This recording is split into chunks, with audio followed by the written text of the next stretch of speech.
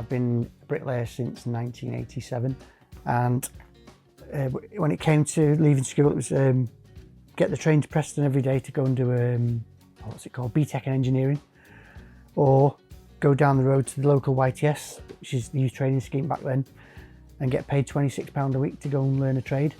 So I thought, I'll go for the money. Went to be a carpenter, joiner, and he said, we're full, you're gonna have to go and be a bricklayer. So I basically walked across to the bricklaying section, and that was it.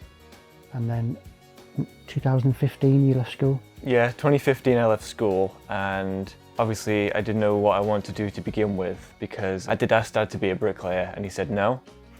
He kind of pushed me away from the idea to begin with. So I kind of just went about college to college to have a look at what I wanted to do. And then at the end, it just came back to bricklaying in the end. So I just said to Dad, well, my mum said, take him on. Best thing ever happened to me, really. What got me interested in building to begin with is that I used to really, well, I still do, I really like playing with Lego. So it's like just big scale Lego. And I think in year 8, there was a building being built next to the house. And like, cause I was there every day for 3 years, I was watching that get built. And I was just thinking how like accomplishing that is to like see something go up. And then when I did my first house, that's exactly what it felt like just a sense of accomplishment that you've built that. So it's like pride in my work is why I really like it. We don't tend to have a bad day at the same time. So if he's having a bad day, I can keep an eye on him, or if I'm having a bad day.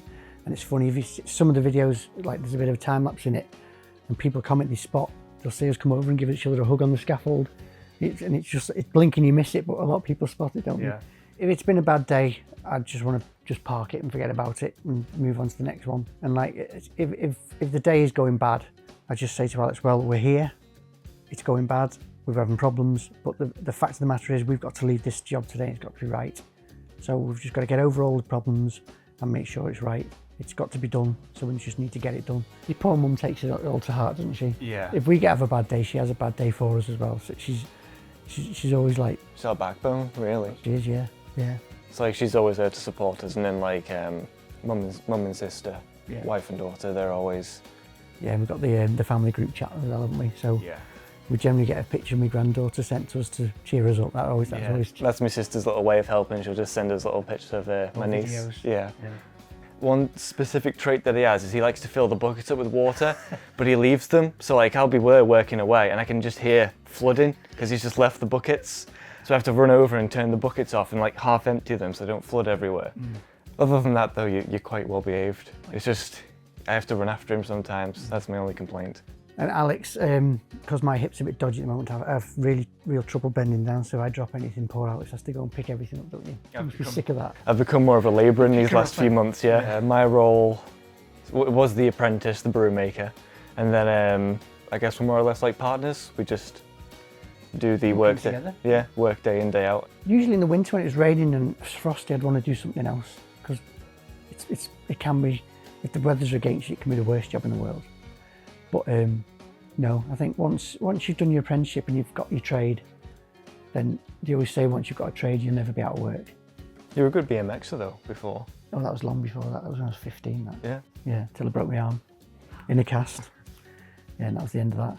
I'd say the best thing he's taught me is that you, like treat it as if you're building your own. Like if it's a wall, you're building it for yourself. So that way you're going to make sure it's right then. Everything's right, everything's good. I think one of our worst traits is we share the same bad temper every now and then. But a good one we share is that I've picked up a lot of his attention to detail. So I don't just settle for half done or it'll do. I get it resolved as well, same what you do. Wasn't it your first full day? 15 minutes you ended up in hospital? I think it was my second, yeah. Yeah.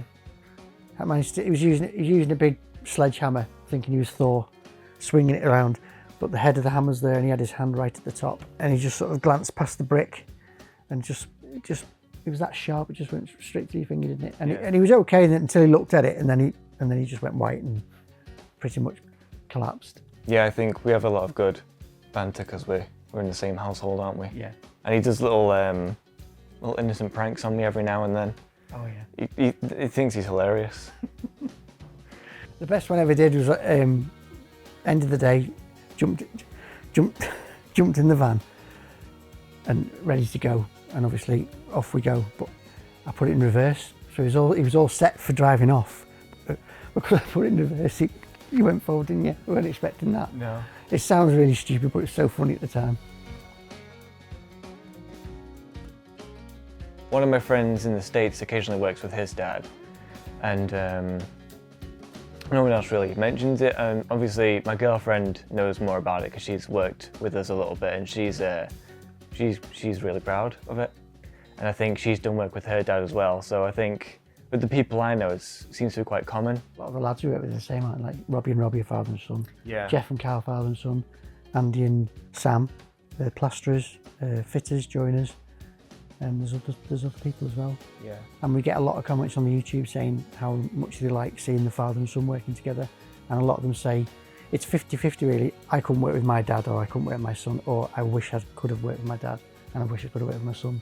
I think when it's time for me to retire, which is hopefully a long way off, Alex will carry on the business, because he's really coming on now, and he's getting more confident. And it's the little things. You can teach anyone to run a brick up and down, but it's setting out, it's the planning, it's the levels, and it's just all the extra thought that goes into it. And you only learn that by experience, so each day is a new experience. Well, even if you retire, you can still come to supervise. Oh yeah. To work with the family, I would say, if you've got a good relationship with them, I'd say go for it. And the opposite, if you don't have a good relationship, working together won't fix it. It'll make it worse. Yeah. Because working together, you get a lot of stress, and if you don't get on and you're in a stressful environment, it can only make it worse.